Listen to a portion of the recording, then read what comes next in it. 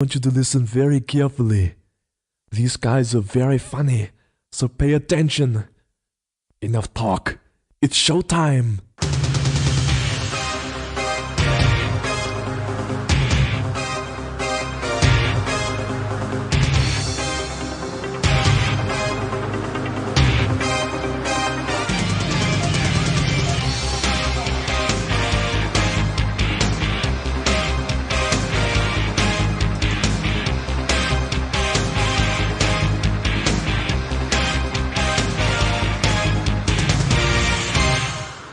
Hello and welcome to Bags of Action, the podcast that brings us some of the very best from the worlds of action movies. My name's Steve. For this episode, I'll be Steve A. And also joining me is Scott and Steve C. Hello. Hello. So this episode, we're going to be talking about the 2011 film Haywire, starring the delicious and slightly scary Gina Carano in the lead. So this was one of my suggestions, and Pete backed me up on it, and he was happy to watch it. Unfortunately, Pete's not here this episode, so he'll have to let us know what he thought about it afterwards. But we've all seen it now. So, we'll come on to the scores later on. But first impressions, what did you think of it when it first kicked off? I have to be honest, I really did struggle a little bit with this movie. So as soon as we discussed it, I was like, I'm really excited to see this, so I got hold of a copy. I started watching it, then kind of realised I'd started doing something else. And then I thought, I'll just watch it another time. Then I did that a second time, and then I watched it all the way through today. And there was bits of it that I liked, but yeah, I must admit I really did struggle. Okay, Steve C? Yeah, I have to agree with Scott on this one. I mean, before you decided this was going to be the next episode, I'd seen this film. I picked it up as a birthday present to watch with my dad. And basically, you look at the cast that's in it. Obviously, you said Gina Carano, Michael Fassbender, Ewan McGregor, Bill Paxton, Channing Tatum, Antonio Banderas, Michael Douglas. It all screams, this is going to be great. And then, yeah, it kind of falters a little bit. And as Scott said, there's some good bits, but all in all, it's hard to get into at the start. You're sort of thrown in at the deep end. Obviously, you just start in they start in the diner, don't they? Yeah. Where she sat talking to the guy, and you're kind of not quite sure what's going on. And then sort of kicks off pretty quickly there, doesn't it? I mean, I'm hoping that you loved it, Steve, because I'm just desperate for somebody to tell me how wrong I am for not liking this movie. Well, I think it was Pete that said this. I'm going to plead it at his door. That he said that this was the first art house action movie he'd ever seen, and I kind of agree. I kind of agree with both of you, to be honest. To begin with, I started watching it. I did what you did, Scott. I had my iPad next to me, and I'd put it down to watch the film. And then after 10 minutes, I realised I was flicking through Twitter.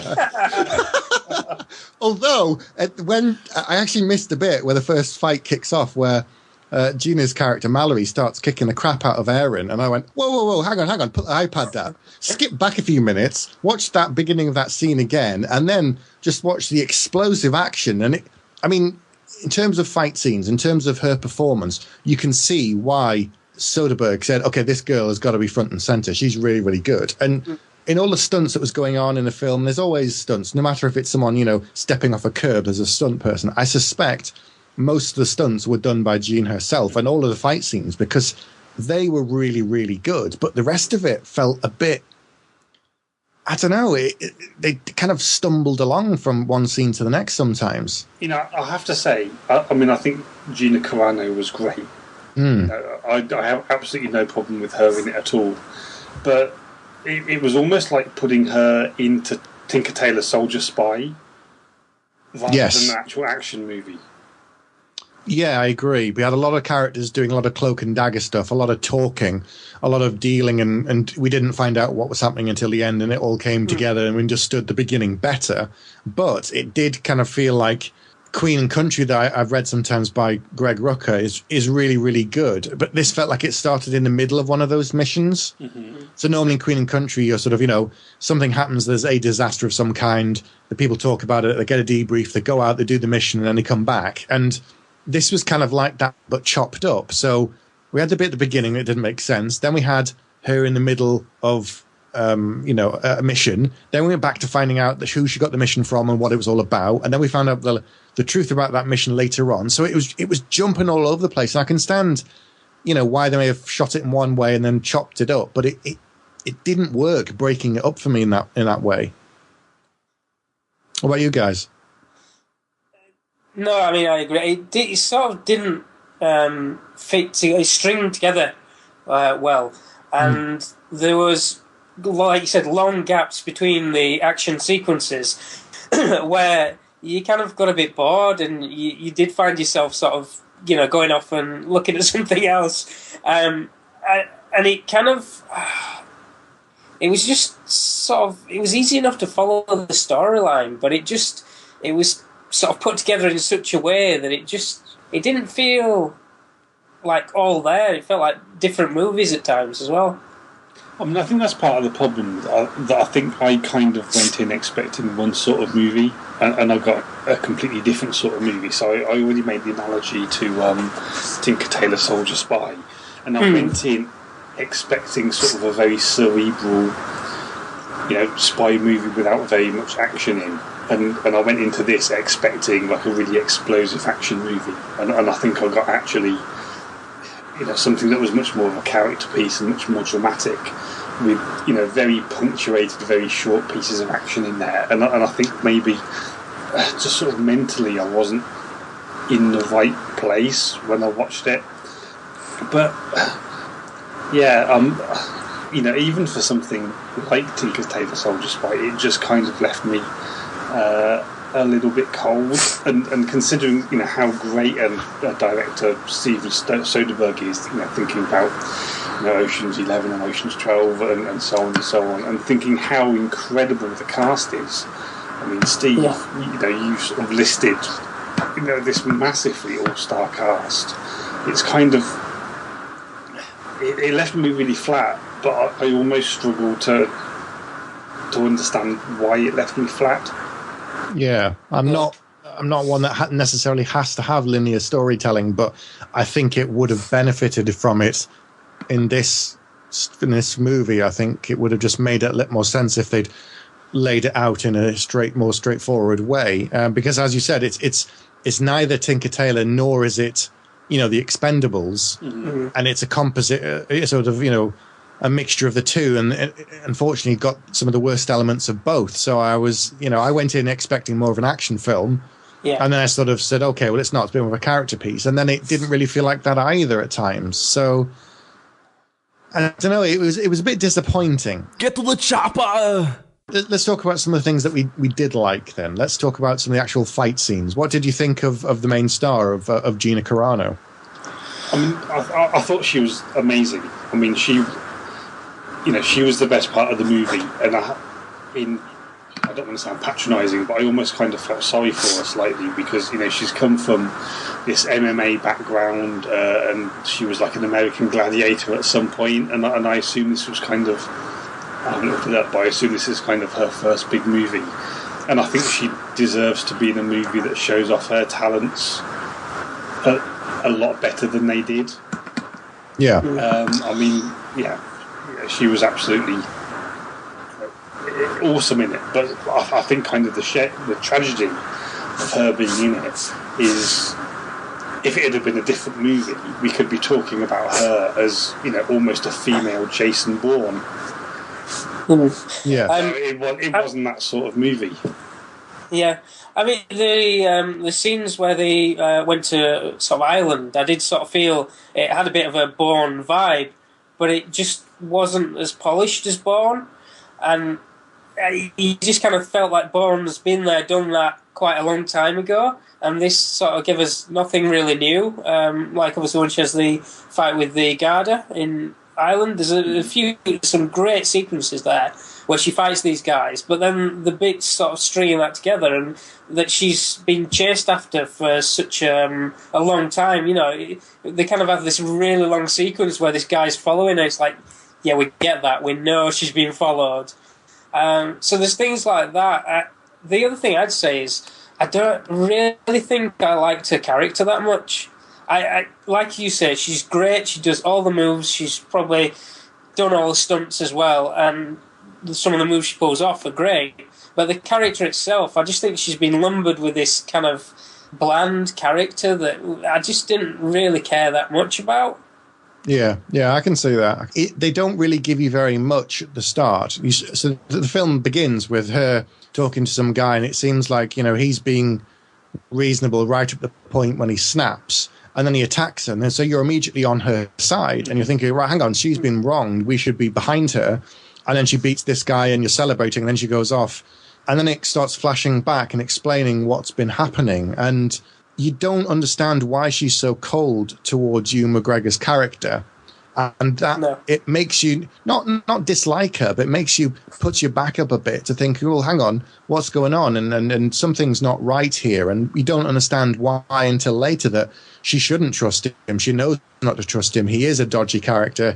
He's not someone to be relied upon. But it's that unsettling thing again of, because it jumped around, there's no character progression. Like normally with you go through different arcs with a character. Because this was chopped up, there was no progression from, she's a figure of, I don't know, we start off with someone we don't like, and then by the end of it, you can understand them and appreciate them, if you see what I mean. Yeah, definitely. But, that's almost... It's kind of strange, because... So I watched the movie earlier today, like I said. Yeah. But then before I came online to talk about it, I thought, I'm just going to have to read sort of the Wikipedia description of the story again, because... I still haven't got it quite straight in my head, I don't think. But the strange thing is, like, you look at the director, brilliant director, great writers, amazing all-star cast, and actually, if you just read a summary of the plot, it's actually a great plot as well. But it's almost like all of these things came together and made something that was less than the sum of the parts. I mean, this idea of, it's a good plot device to have these very morally ambiguous characters, and you start off with Mallory Kane, and you're very much on her side, and then you're not quite sure who she is, and then you're on her side, and then it sort of flips from side to side, and the cast. I have to say, the cast is amazing. Oh yeah, they almost entirely feel underused to me. Yes, none of them really have enough screen time to really shine. I think the possible exception, even though he isn't that much, is Antonio Banderas. But almost everybody else is not really in it for long enough. Yeah, for them to do a great cameo. I would have said Fassbender was the only person that I thought shone a bit. I mean, yeah. What about you, Steve? Well, I was going to say my actual favourite was Bill Paxton. Right. He was pretty much the only character I kind of latched onto and really quite liked, and he played her dad, John Kane. Yeah. But the others, I mean, Ewan McGregor was basically... I suppose he did his job, because I just thought he was a bit of a weasel, really. Yeah.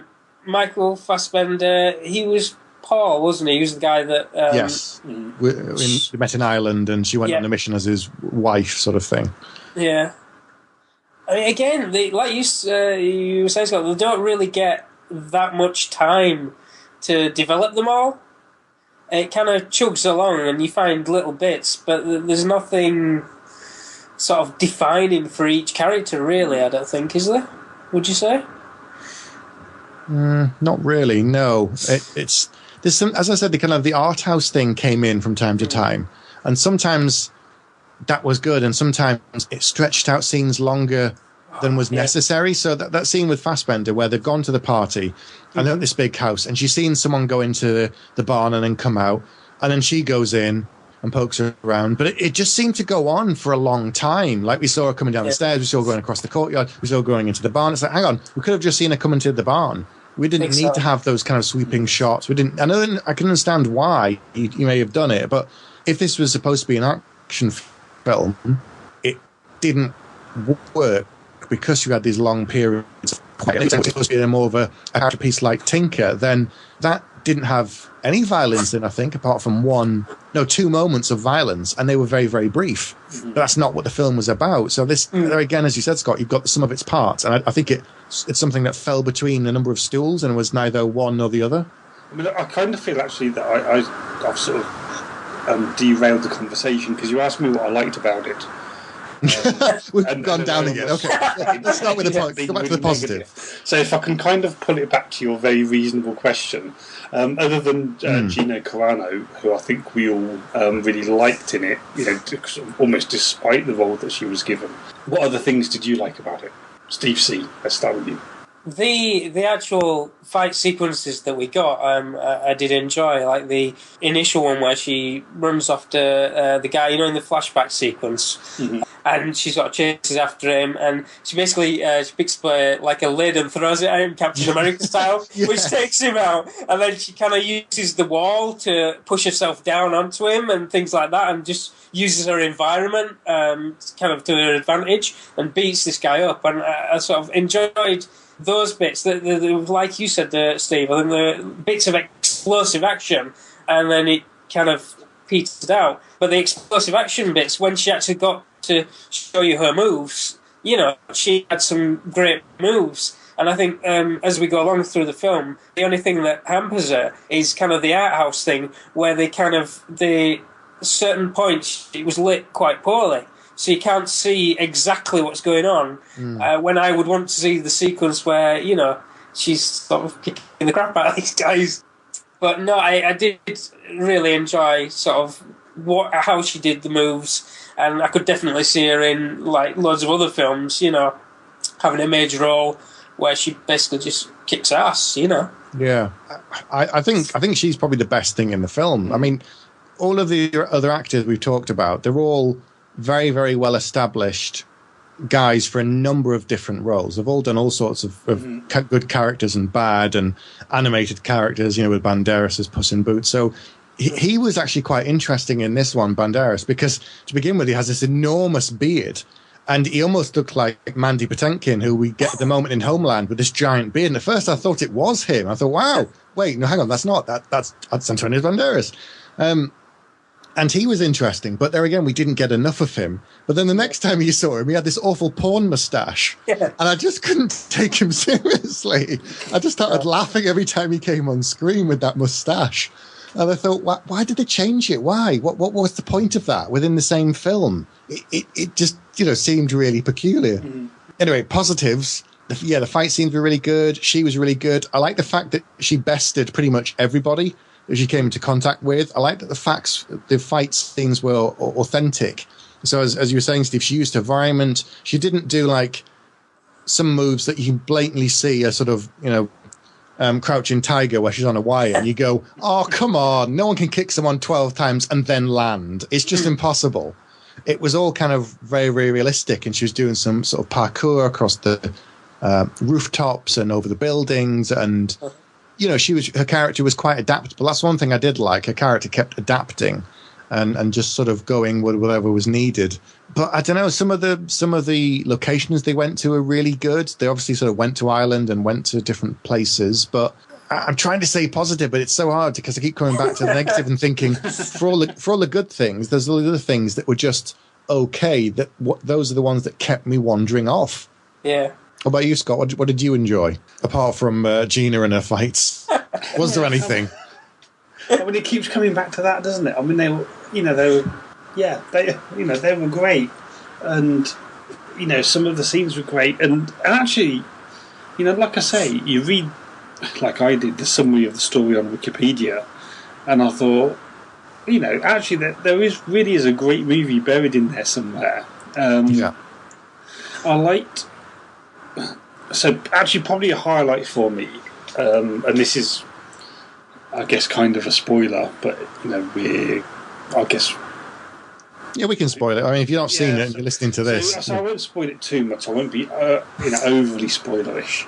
But actually, I really enjoyed the end. So the final confrontation between Mallory Kane and Kenneth, who's Ewan McGregor's character, by the seaside, I thought was great.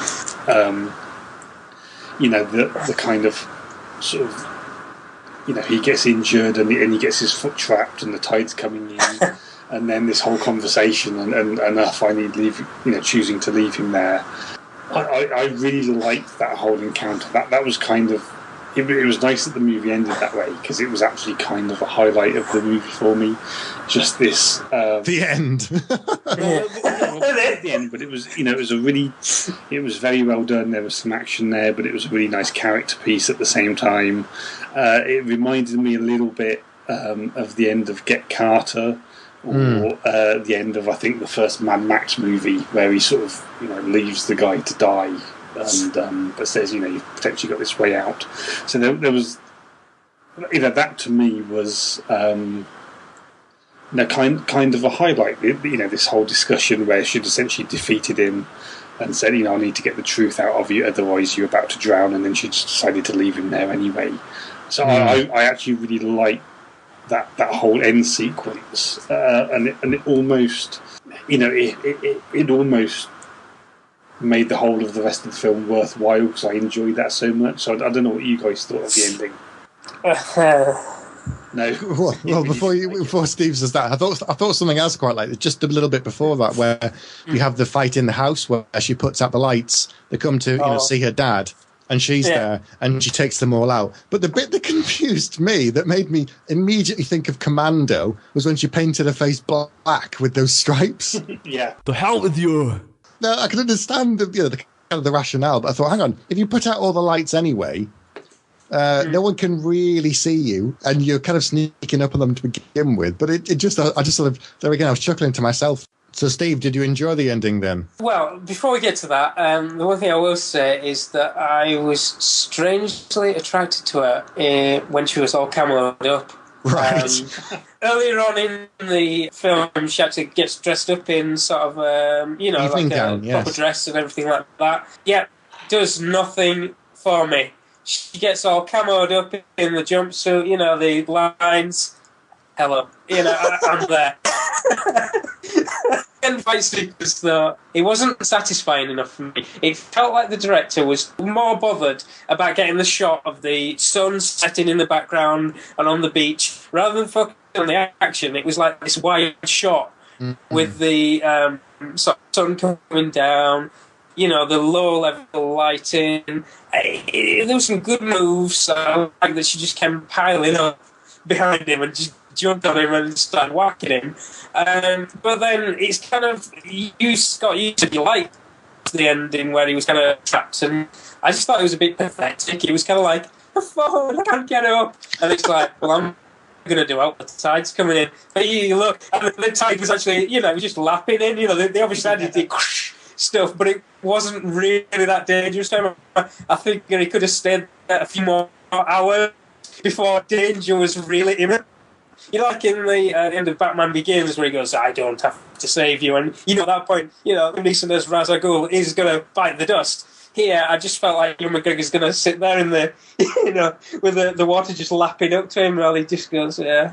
So I felt a bit cheated there. And also the sequence after this, where she goes, where the actual end, I was looking forward to that. Obviously, Ewan McGregor sort of fills her in. We get the filled in on the entire story as to where all the pieces fit. Yeah. And there's the final person she's to go off for, and it's our friend Mr. Porntash. But you get to that, and the film kind of just ends with her ready to sort of fight him. And I felt cheated there. I thought we were supposed to have another fight sequence there. I'm happy to have films end on that kind of note. I mean, Mortal Kombat is a film that ends on a kind of they beat the bad guy and the big thing comes out of the sky and it's like he's ready to defeat him and he's like, right, what a bet, and then it kicks into the Mortal Kombat theme tune and you're hyped up at that point. Same thing for the TV show Angel. And the other thing you guys had said was about Antonio Banderas. I just kind of felt he phoned this one in. I felt like he kind of got to grow a holiday beard. I think he was a holiday. That first bit with the porn tash, right? And then they had him come back and he was on holiday, he grew his I've grown a beard, don't worry about it. And he just had a little cameo, a little few lines, and didn't do much. You know, he's one of the guys who has been big in action movies. So, you know, I was hoping for this kind of climactic fighting that you always get in films that have bags of action in them. I don't feel I got it. We're all clearly trying so hard to say something nice about this. You know, I think if this was a movie that kind of came out of the Sundance Festival and it had been made for $1 million, and you know, it was a whole bunch of unknowns, I think we could probably be much more forgiving of it and think, oh, you know, actually there's real potential here. But at the end of the day, this is Steven Soderbergh, and you know, this isn't just the guy that made it huge with a virtually independent movie, Sex, Lies and Videotape, that just, you know, catapulted him into huge fame. This is a guy that directed, you know, Ocean's 11 and Ocean's 12, and there's a screenwriter who did, you know, script doctor work on, you know, Romancing the Stone and SWAT, and co-wrote Dark City and things like that. And we have this hugely stellar cast, and it's almost like, you know, there were kind of just naturally higher expectations there that this just completely fails to meet. I mean, it was Pete that suggested that we do this, and I almost kind of wish that he could have made it on just to tell us why we're so wrong about this movie. I need a vacation. Turning on its head a little, if you know, were to put Gina Carano in another type of film, or maybe another film or another film franchise, where do you think she would be better suited? I mean, you know, would she be better on an ensemble piece that's full of action? Like, would you put her in like Expendables 3 or something? I had read that they were talking about a female Expendables, and that they were talking to different people like Cynthia Rothrock, and obviously her name, they said, you know, they ought to be talking to Gina, you know, straight up. She could be the centrepiece of a film, definitely like that, or even like you said, Stephen, in Expendables 3, things like that. What about you? So where would you possibly see her in the future? I mean, I think we've all said that actually, you know, she is the highlight of the movie, and she's great in this, you know, almost despite of the movie that she's in. I have absolutely no problems at all with the idea of her carrying her own movie, just not this movie. And like I say, you know, she could have easily, with the right script, become a female Jason Bourne. You know, you could imagine her doing a really great job in something along similar lines to the Bourne Identity, or something that was actually a much more sort of overtly action piece. Sure. I mean, it's almost like they've taken somebody who is, you know, in real life a real badass and could kick all of our backsides, you know, put together. And then they've actually put her in something that, you know, really doesn't show off those abilities to the full. So you put her in, you know, I haven't seen it, but you sort of replace Colin Farrell with her in Total Recall, or, you know, you put her in any of these, you know, really great action movies that are coming out at the moment. I think she would, you know, absolutely be able to stand her ground as a solo female action star, just not in this movie, because, you know, this is a movie that has action in it, but in my opinion, this isn't an action movie. Perhaps they were hoping that this would be the equivalent of Salt that happened for Angelina Jolie. Yes, maybe they were hoping that's what this would be, that there would be a similar sort of vehicle, but, you know, that relied completely on Angelina Jolie, and it's a similar sort of thing. You know, basically, she's wrong, she goes on a run. I haven't seen it, but from what I know of it, she's wrong, she goes on a run, she gives a name. This is a similar sort of thing. You see, you say bringing up Salt is great, because I watched Salt and really enjoyed it, and I felt that's what this movie, you know, did, this kind of genre of the betrayal and, you know, the action sequences, clearing your name, etc.